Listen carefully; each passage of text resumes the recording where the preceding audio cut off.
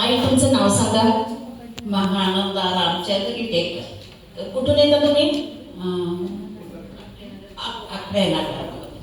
हो आई तुम्हाला काय काय त्रास आहे?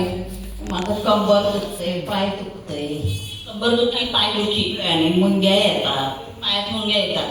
मग हा त्रास किती वर्षाचा आहे? ते पाय तर बरोबर त्याची आहे माझी कंबर.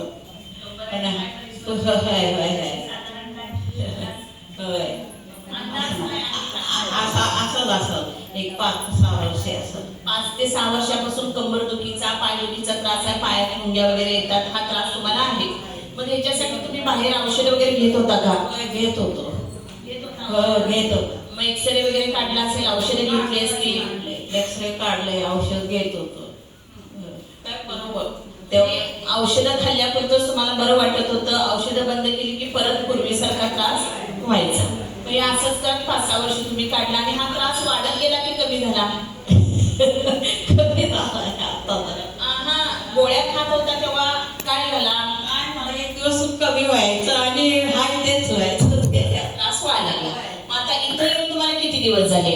2 आठवडे झालं की ते. 2 आठवडे झाले तुम्हाला. 2 आठवड्यातला आता तुमचा अनुभव सांगायचा की काय काय फरक पडला पायात, कमरेत? पायात जरा कमी पडलंय. तर पाय उचलतंय, उचलत नव्हतं. आधी पाय उचलत नव्हता तुमचा, आता तुम्ही पाय उचलून टाकू शकता. हा, आणि कमरेमध्ये? कमरा जरा दुखतंय येतं. होय. आधी ज्या दिवशी तुम्ही आला होता तेव्हा तुम्हाला धरून आणलं होतं ना? धरून आणलं होतं. आणि आता थेरपी घेऊन 2 आठवडे झाल्यानंतर आता काय करताय तुम्ही? स्वतः म्हणजे पाय जो उचलत नव्हता तो पाय उचलून टाकाय पण लागलाय. आणि आता तुम्हाला म्हणजे कुणी धरावं असं काही नाहीये. म्हणजे हळूहळू तुमच्या हा स्वतः येत आहे तुम्हाला. आणि काय तक्रारी होते याच्या व्यतिरिक्त तुम्हाला? काय नाही, फक्त कंबरदुखी आणि पायात मुंग्या येणं आणि पाय दुखणं. मग पायात मुंग्या जे म्हणजे जडपणा जे जाणवत होता त्याच्यात काय फरक आहे का? मुंग्या जरा कमी आले. साधारण किती टक्के? बरंच कमी आले. मुंग्या यायचं तर लय मुंग्या येत होतं. मुंग्या खूप यायच्या, ते आता बरेच प्रमाण कमी आलेलं आहे. आणि पाय जो उचलून टाकता येत नव्हता तो टाकायला लागलेला आहे.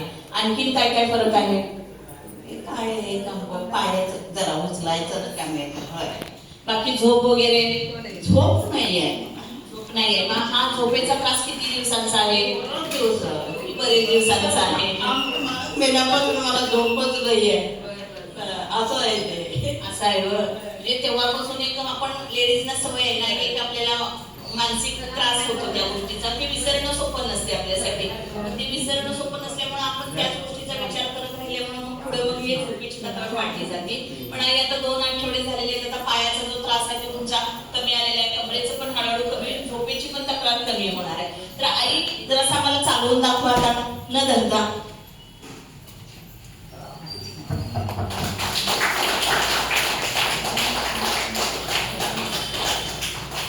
बघा, आईच्या तर कंडिशन सगळ्यांनी बघितलेली आहे. आल्या होत्या तेव्हा तर त्या खूपच म्हणजे त्यांना धरल्याशिवाय चालू शकत नव्हत्या. पण आता निदान आपली कामं ते घरातली त्या स्वतः आंघोळीला जाणं, आंघोळ करणं, जेवायला जाणं किंवा जेवायला वाढून ह्या गोष्टी तर करू शकतो की नाही आपण. मग ह्याच्यासाठी तर आपल्याला आरोग्य आपलं चांगलं असणं गरजेचं आहे. तर आईने पहिला कसं झालं, मशीन मॅट दोन्ही आम्ही त्यांना थेरपी दिली, मॅटची जरा दिली आणि नंतर मग मशीन आता सवय होईल. कारण पहिल्यांदा कसं घाबरलं वगैरे होऊ नको, असं व्हायला नको म्हणून आम्ही मॅटची दिली आणि त्याच्यानंतर त्यांनी मशीनची आणि मॅटची थेरपी घेतात. आणि काय झालं, त्यांची नस जी दबलेली आहे ती आता मानेत, पाठीत, कमरेत कुठं नस कुठल्या ठिकाणी दबलेली आहे ते आपल्याला समजत आहे. पण मशीन बरोबर ते काम करताना दबलेली नस ओपन करायला मदत होत. आणि दबलेली नस एकदा ओपन झाली की त्याच्यातनं रक्त पुरवठा, ऑक्सिजन, न्यूट्रिशन, प्रोटीन्स पोहोचलं जातात. ती झालेली झीज भरून काढायला आपलं मॅट उपयोगी आहे. आणि मॅटची फायदे तर तुम्हाला माहितीच. मॅटची थेरपी घेतलेल्या दिवशी तुम्ही उठल्यानंतर काय म्हटला? मला खूप छान वाटायला लागले म्हटला ना? काय म्हटला? होय, छान वाटलं. आता आई कशा रोजच्या रोज येतात आणि आईचा चेहरा आलेल्या दिवशी खूप असा म्हणजे वीक होता, म्हणजे अशक्त नर्वस होत्या. आणि आमचा चेहरा तुम्ही बघितला किती खुश आहे. आई तुम्ही इथं आल्यापासून खुश आहे की नाही? हाय हाय हाय हाय हाय हाय. इथं बसलेले ना काय सांगणार? खुश म्हणजे येण्यासाठी सांगणार की नाही? येण्यासाठी रोजच्या रोज येऊन त्यांचं पण आरोग्य चांगलं करू दे, तुमचं जसं झालंय तसं इतरांचं, असं सांगण्यासाठी काय सल्ला देणार त्यांना? दररोज येणे. खुश राहणं, याही वयात खुश राहायचं आपल्याला.